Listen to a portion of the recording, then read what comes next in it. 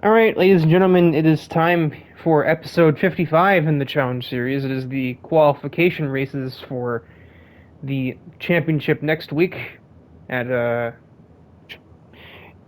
three admins have agreed to name the Premium Sports Cup. Premium Sports Cup. And it's the same rules as most of the other championships up to this point, at least since the Group 4 championship anyway. Back in, was that week 40? Might have been even earlier than that. I was instated. Anyway, 5 qualification races in this week's events, and the top 4 finishers from each one will advance to the championship. So, 20 drivers, blah blah blah. I would say it means that we have the very best in the championship, but that's been proven wrong before, as there have been plenty of people who fluke their way into the championships and then proceed to score next to no points in them because they had a lucky race. But, I guess we'll just have to fuck around and find out if that'll be the case again.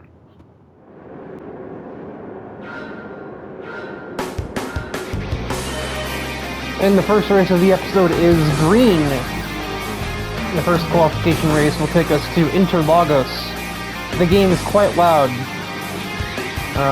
For those who are not aware, this will be the first race ever recorded on the new PS5 I got for Christmas, courtesy of Tyler and Thrasher. So the racing is going to look a lot smoother, and hopefully for myself, the game will load a lot faster, allowing me to make the episodes just a little bit faster. And the honor of the first PS5 recorded race, or being the main driver of it anyway, goes to Billy Stuber in his Porsche Cayman. As everyone just files through the first half of the circuit. He's already up 3 places. But 4 laps here means he's got plenty of time to make up more of them.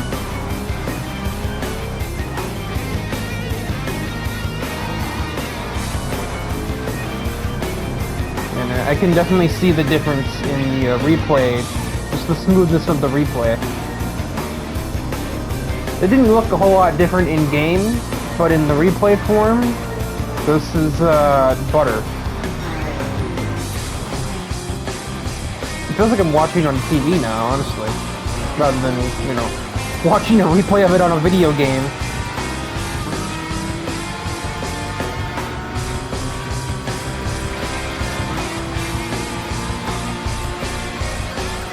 Since we've apparently interfered with the Viper Brigade here, somebody has damaged. It's Jake Scarborough, who I believe started near the front of this race. He has been... Actually, he did not. Who gave him... Oh, it's his teammate Tyler. Oh, how cruel fate can be. Just general turn 1 shenanigans at play there. I would say there's not really a whole lot else to say. As Stuber gets around the outside of Mika Harris. That apparently did not damage Tyler's car. So he was free to carry on after taking his teammate, team owner I should say, out of the contention. Luckily that's something that a lot of people have to keep in mind right now. Look at the bigger picture. Natsuki just almost turns Stuber going through turn 4. But something that a lot of people have to keep in mind, you have 5 chances. You don't qualify this week, or wait. No, you have to qualify this week, dum-dum. If you don't qualify in this race, you've got 4 more chances in the other 4 rounds.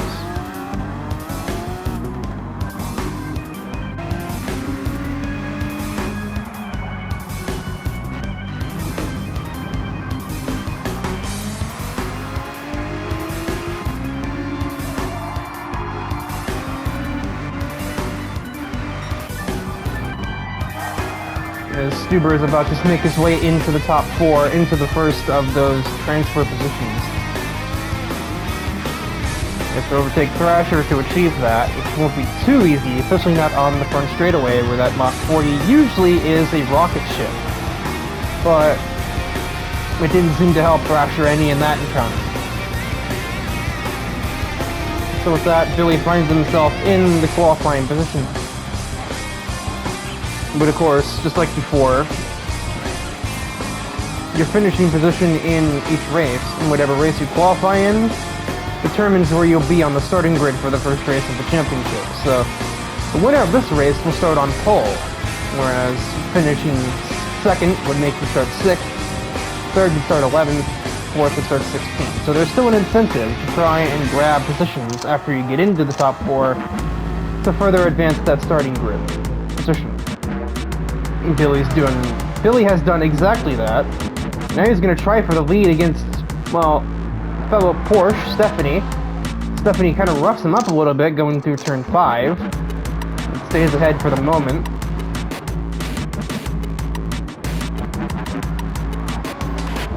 Is thwarted once again in the following hairpin, heading down the hill.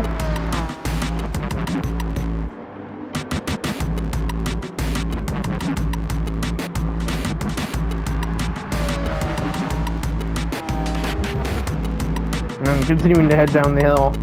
Looks like Billy's got a run this time though. I have to zoom the camera in myself. Stephanie's giving him absolutely no real estate, but he doesn't need any. And with that, Billy Stuber is now your race leader,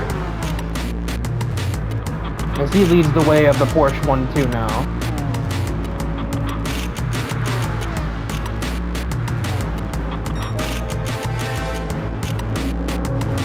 Further back, Cameron Walker is looking for P3 against Shoji Hakare. The NSX driver braking aggressively to stay ahead, so he will he will stay ahead.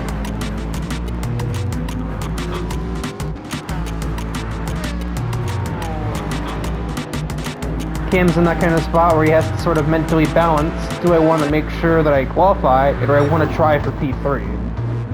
He fights for too long, and he's going to let Thrasher catch him, and that might risk him qualifying at all if he continues to battle for third place. And he'll get into the back of Shoji, but it doesn't look like either car is damaged from it. Billy has taken a comfortable lead already.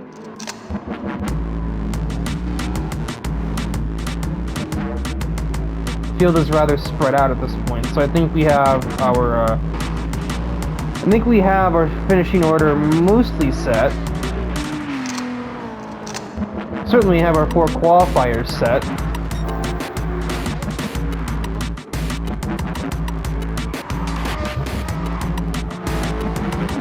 This Cam gets the corners of a lifetime here. He didn't get a bad one, but I don't think that's going to be enough to pass the NSX. And so out of the final kinks on the front straightaway, Billy Stuber is doing some fancy dancing with the steering wheel as he comes across and wins at Interlagos. Did he wreck himself over the line?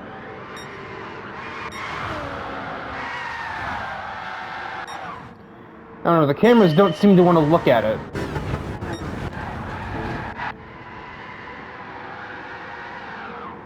No, you said the world's slowest... Okay, buddy. Well, I'm sure Shoji will be sending you the bill for that one. Post-race or not, he still damaged his NSX. I was told he was arrogant. I didn't know it was quite like that, though. I don't think I've ever seen anybody do the victory dance over the finish line before this point, and it's not like we've had any shortage of cocky drivers up till this point. So, yeah, on to the second qualifier, I suppose.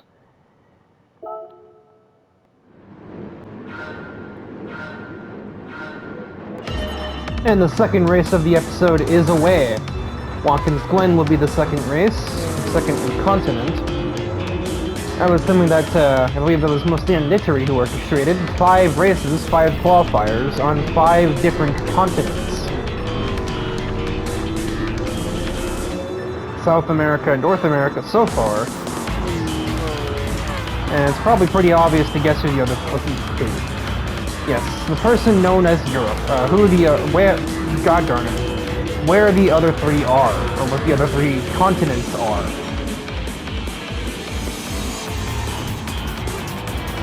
As, this is a clusterfuck right here. Holy shit. I'm just kind of lucky to get through there without taking any damage to my car. Because we are on board with Thrasher. Admin privileges, I suppose. I'm sure he doesn't feel very privileged having to start last in this race, but there are worse tracks to start last at. Brother.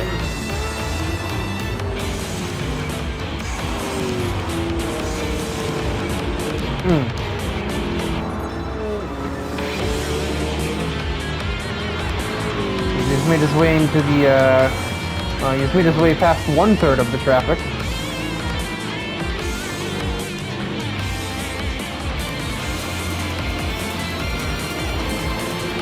Kogusa is surrounded by America at the moment.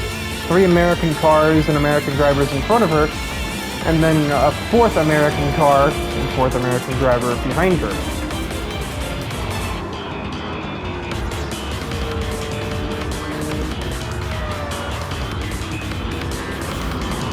Thrasher just barely threads the needle between the grass and Fuoco to put himself in P12. Huge run on Manuel and Summers. He's now in the top half of the grid.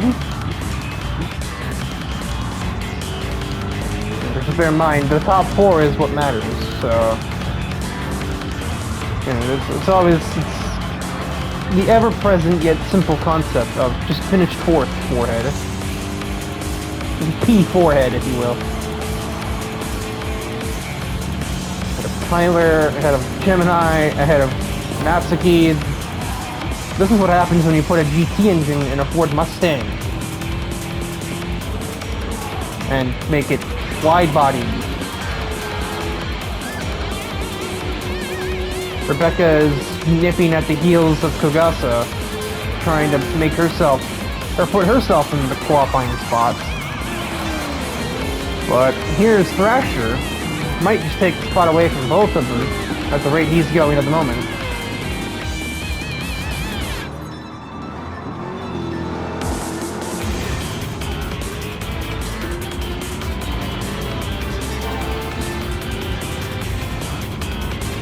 Ahead of Briggs.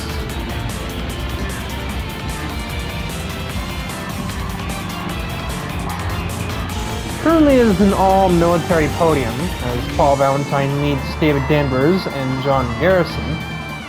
Thrasher will take the inside on Kogusa and put himself into the lowest qualifying spot, but I don't think he's done there.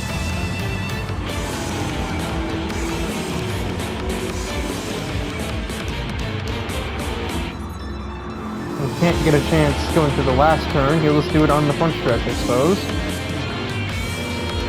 Outdrags the C7 Corvette, which I forgot to mention, this is a debuting car for John Garrison. This is his first time running the C7. And Thrasher puts himself ahead of David Danvers for good measure. So, it looks like we are soon to be looking at a battle between Fords for the lead here. 2 GT engine swapped cars, but it looks like Thrasher had the upper hand through the S's. Paul Valentine maybe a little bit conservative.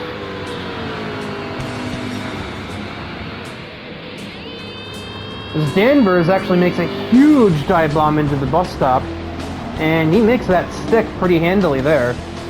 It's quite a bold move from the Viper. Kogusa and Rebecca aren't out of the picture, but I don't really think they're in it too much at the moment.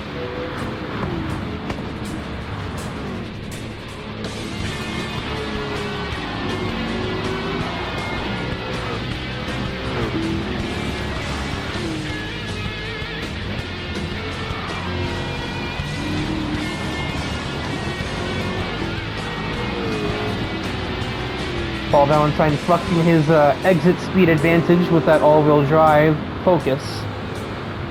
And he might have just squeezed back ahead of Danvers. He's going to fight him back here. I'd like a closer camera view. And the all-wheel drive exit wins again. Paul Valentine is back into P2, ahead of Danvers.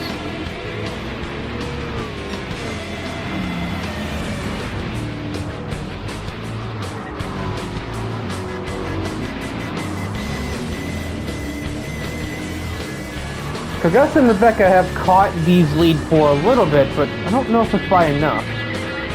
Meanwhile, Paul Valentine has already caught back up to Thrasher. He might just be looking at a sudden move, too. As we all know, there are no team orders on Black Stallion. If you can go past, then go past. But that also means that Thrasher is going to fight him back, too, if he gets there. But with the way that the Mach 40 is heading up these S's, it doesn't seem like that Focus is going to do that at all.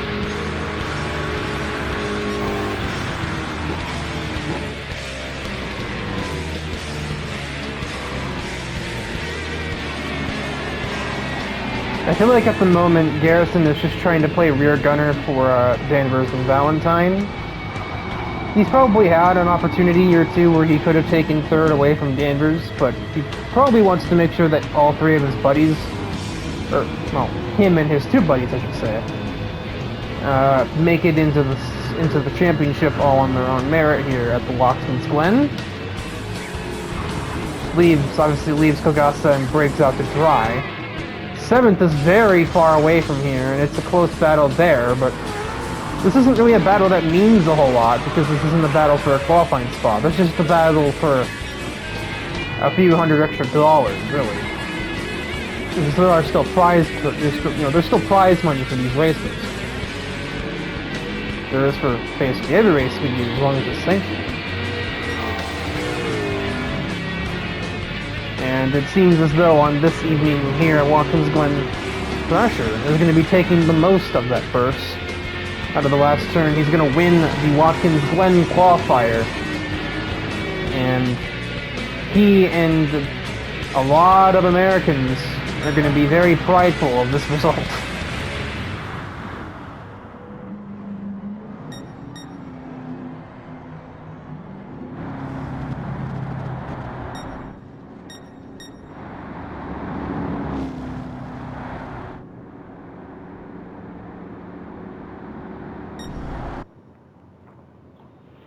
You know, the parade lap too, apparently. Kogasa was like, I want to be in it, but, you're not from around here. Anyway, on to the third race, now that we've had all of the patriotism we could ever need for the rest of the month.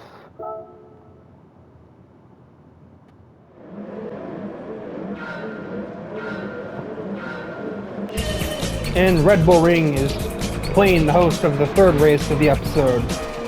The third qualifier, more specifically, as we get underway into turn 1. This track is always very sketchy when it comes to pocket books, more or less. This is a racetrack that just seems to breed low-speed collisions, which are usually just enough to maybe dent a bumper or shatter a brake light.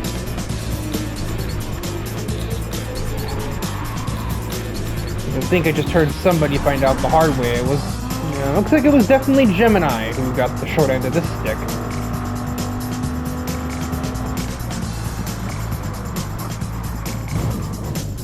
And he gets absolutely smashed by Erica Roth, and that puts him into the back of me. So I also got the short end. The Viper's getting a little bit mistreated here.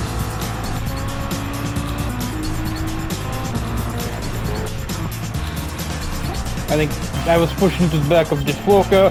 He has damage. But it appears as though everybody else except for Defuoco and the Vipers got through unscathed. You know, naturally, it only makes sense for my luck from going, I get screwed over.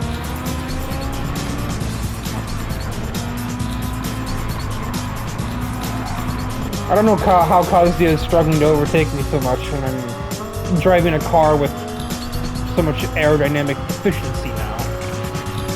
Eric, who is the POV driver, certainly didn't have a problem doing it. He just took us 3 wide and dive bombed 2 people at once.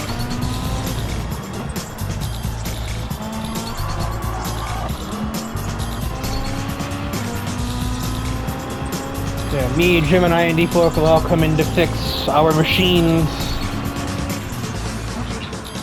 We ain't qualifying today, that's for sure.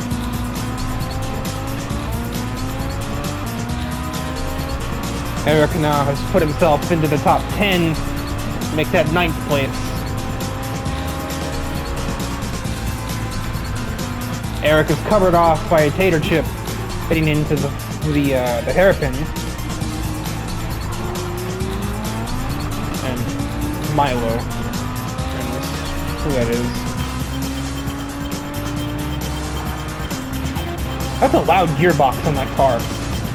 And on just one straightaway, Eric goes from P8 to P5. The Ferrari engine is doing him justice, to say the least. That doesn't mean it usually does. Gonna run this to your next surprise.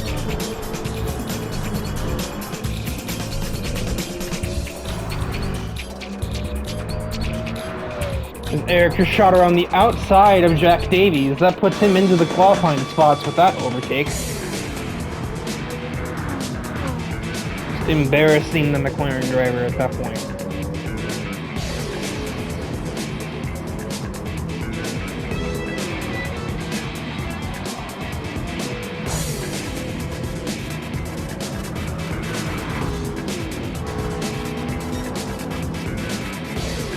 Jack Davies, who I think is in a backup car right now. He damaged his in testing. I just watched Orleans. He's got the home field advantage, but it hasn't been much of an advantage for him.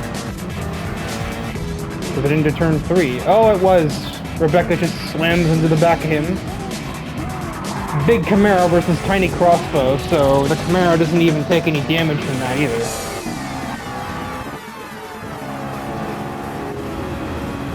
Alright, Kuzma cleared the pair of McLarens.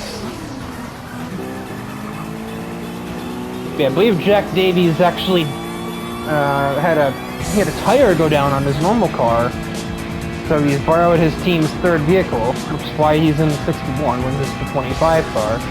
He's also not Swedish, or I'm blind, that's Swiss. Yeah, the two Meyer siblings, they are Swiss. However, Switzerland is not a nationality option in this game, for whatever stupid reason. Fucking Cyprus is. I don't even know where that is. That's a nationality option, but Switzerland isn't. Okay.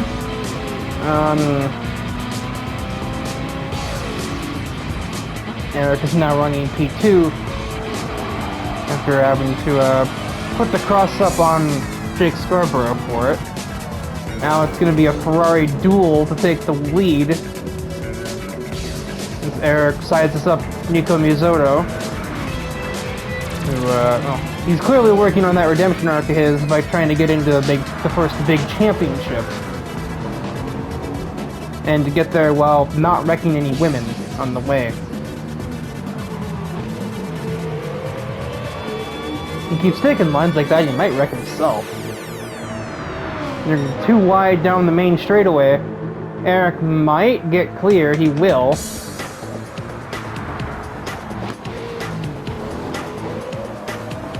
Goes a little bit wide on the exit of turn 1. Now we have Milo with damage, and now Natsuki and Milo must have hit each other.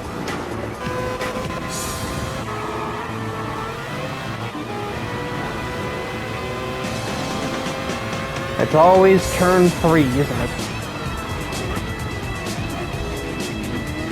I think she locked the brakes up by the looks of it.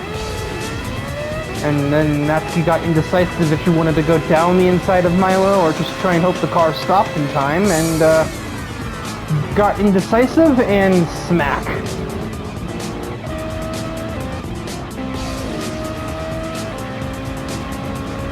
Does Nico have any chance of taking the lead back here? That seems like a harsh no.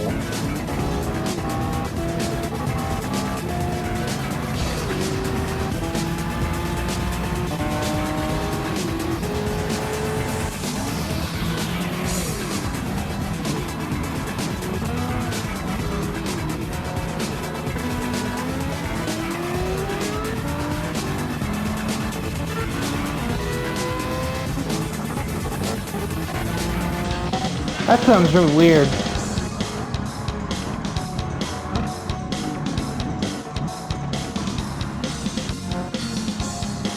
This time at turn 3 there have been no incidents. No more damage to deal with as we exit the venue this week.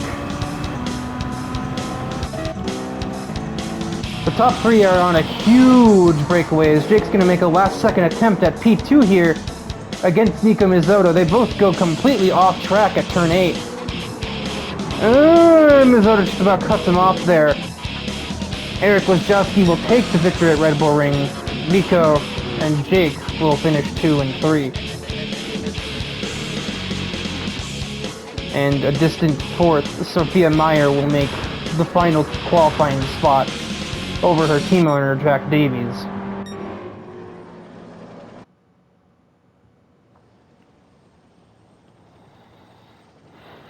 Well, Jake really wanted that second place. He really wanted to start 5 places higher, but he has failed. And we move on to round 4.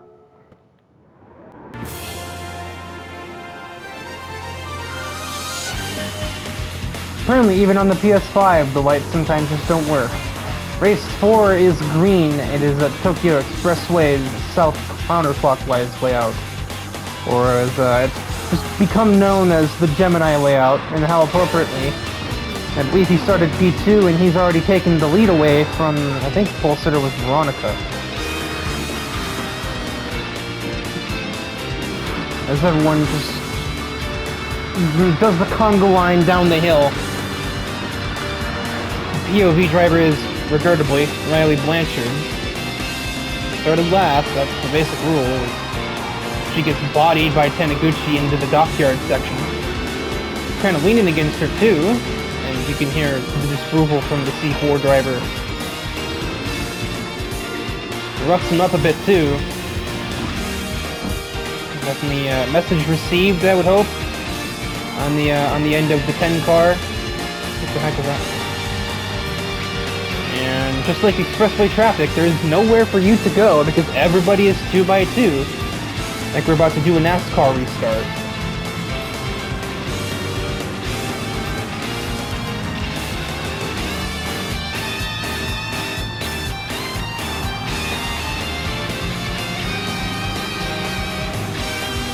Okay. Hope you didn't damage me any.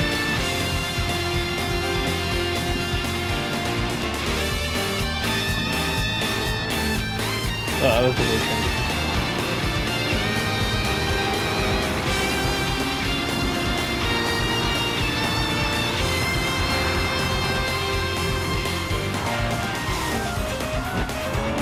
Heads to the S's. On the outside of Defoco, that's not really a common move through here. You don't really pass anybody through here unless you already went in there too wide to begin with. Which Riley didn't do that.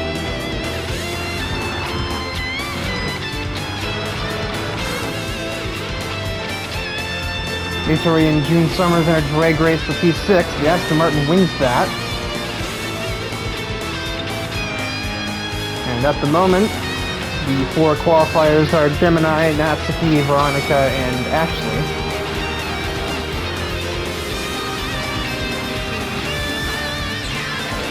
Are they 3 wide up here? They were for a second. I think Veronica cleared them last second. And Thomas almost takes 4th away from Ashley, but instead is wildly out of control. Riley will take 6th place away from June Summers, meanwhile, as the sun has descended. The moon is ascending over Tokyo Expressway. Another round the outside move for Riley Blanchard, this time on her former mentor Thomas. I'm not surprised that pass was as clean as it wasn't. I think Ashley just blocked Riley a tiny bit there. Can't imagine the reaction to that's going to be super pleasant. Thomas scrapes the wall like a dodo.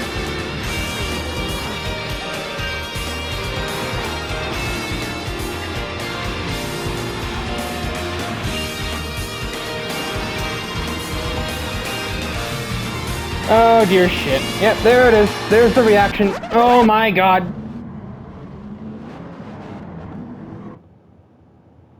And I think that's time for a red flag. Fuck a yellow flag.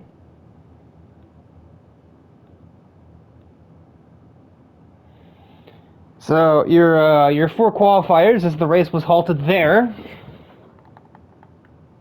We will have Gemini, who will be credited with the victory, followed by Natsuki, Veronica, and June Summers will be the fourth place finisher.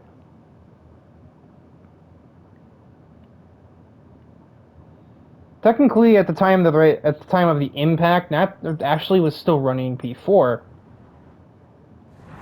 which therefore means that, in a sense, Riley just costed Ashley a chance at qualifying at all, because she can't finish the race. Yeah, so that's like a maximum speed. Ugh. The initial impact is at...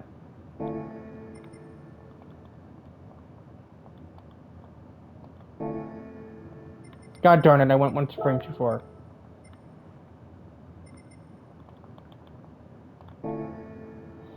About 140 miles an hour.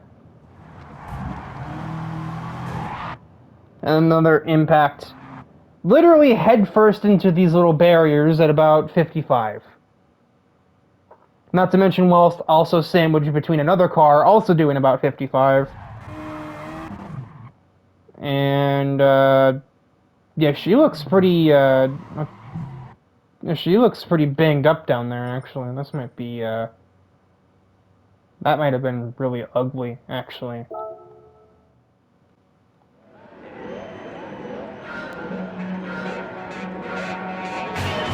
And the final race of the episode is green. It is going to be the fifth continent of Australia. Mount Panorama is the final race of this episode. We're riding on board with Mika Harris and her GT350R. Yes, the G3T50. It sounds like that'd be a racing wheel of some kind, like a Thrustmaster wheel. Oh.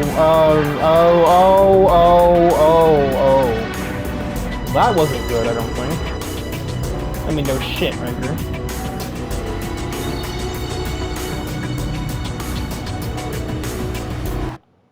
Fun fact, the Shelby Cobra cannot equip downforce parts on the front. Yeah, that was ugly. He's driving away from that. Anyone else? Oh my lord. He's got damage on, two ends of his vehicle. What is this wheel input looking like here? Hello? Hello? Where driver?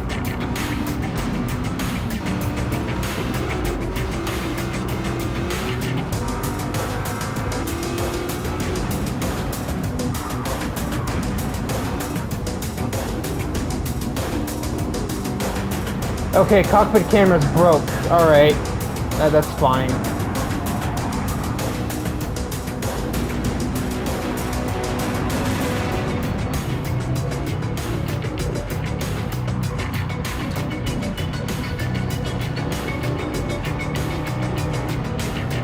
What in the name of shit was that?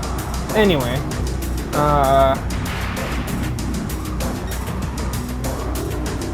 It was a joint front row for Pacific Spirit Racing between Brian Ice and Natasha Harris.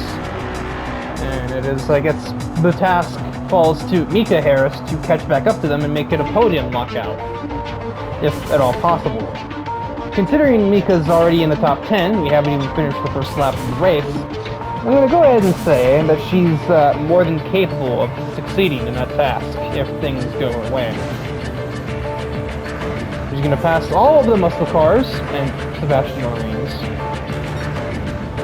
We've got a Mustang and a Charger. Can we get a Camaro?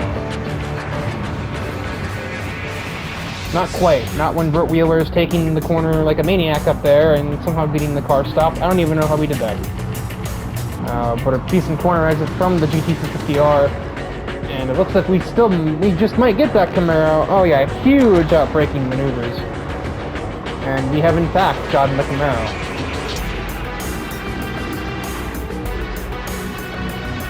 And now we'll just see the multitude of cars that took damage. Sebastian, Rebecca, Thomas, obviously my dad, Hikari, Jack Davies, Kazuya.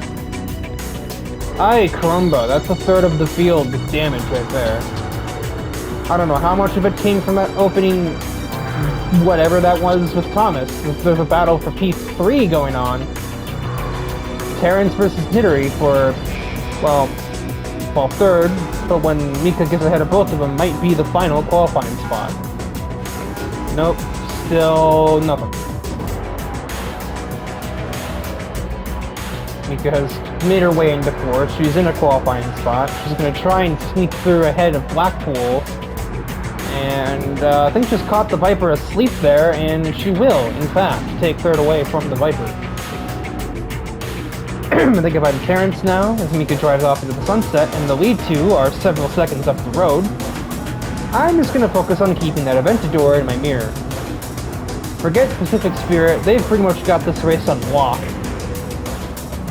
I guess it makes sense. Australia is an island, so therefore this track I think is pretty well near the Pacific Ocean, is it not? Isn't this near the coast? I'm not sure. Anyway, I know in Brian Ice's case, it's probably quite reminiscent of his time racing up and down the Canadian Rockies. So, doesn't surprise me, he's got a natural cinch here at Mount Panorama.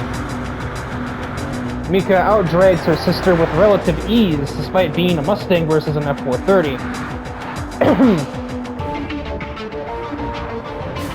But, so long as it doesn't jeopardize the podium lockout, or at the very least doesn't jeopardize all three of them making it to the championship, there's really no reason Natasha can complain.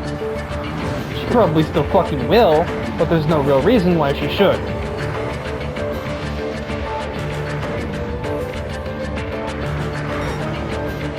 Final lap begins, and it's going to be a battle between the team's fresh blood and the team's owner. At least it's sort of shaping up to be at the moment. Mika has a slight advantage going down this long straight. Oh my word! Oh my god!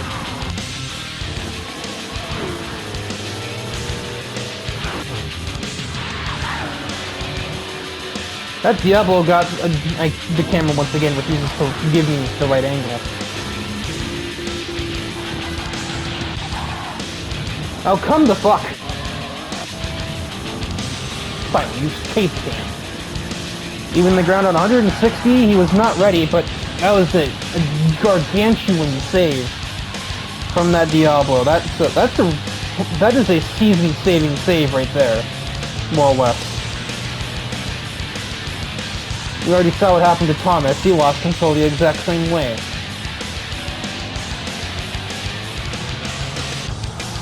I still don't know how that Cobra is even running at this point. He's not even in last, actually. He's got his car fixed up. He's making up places back here. Thomas O'Reilly is... He's not a human being, sometimes, I swear.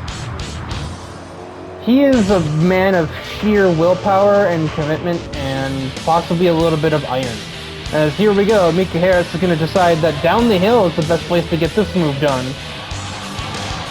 Brian Ice fights on the left side, Mika on the right.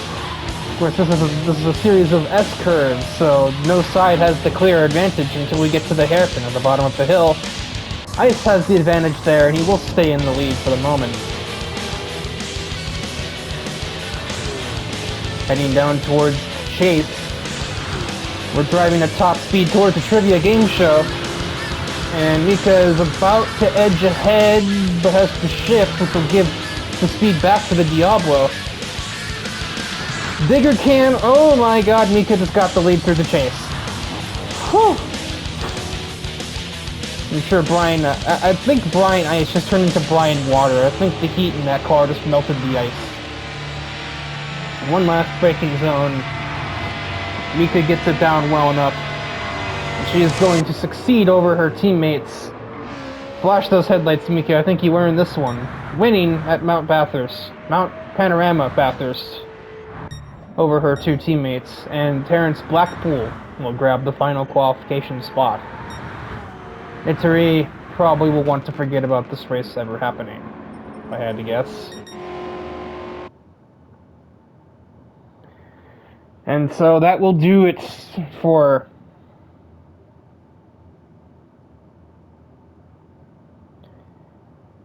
the episode. I don't think the game is going to be able to load back to the main screen, but it doesn't have to because the episode is over.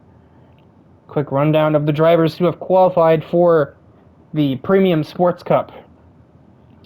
The starting grid will go as follows: Billy Stuber, John Thrasher, Eric Wojciechowski, Gemini, Mika Harris, Stephanie Kaiser, Paul Valentine, Nico Mizoto, Natsuki Narashi, Brian Ice, Shoji Hakure, David Danvers, Jake Scarborough, Veronica Katsuragi, Natasha Harris, Cam Walker, John Garrison, Sophia Meyer, June Summers, and Terrence Blackpool. So there you have it. There is your grid for the championship as we head towards episode 56. Frankly, Monday can't come soon enough. I'm not even a part of the championship because I fucking suck. But I'm still excited just to watch this.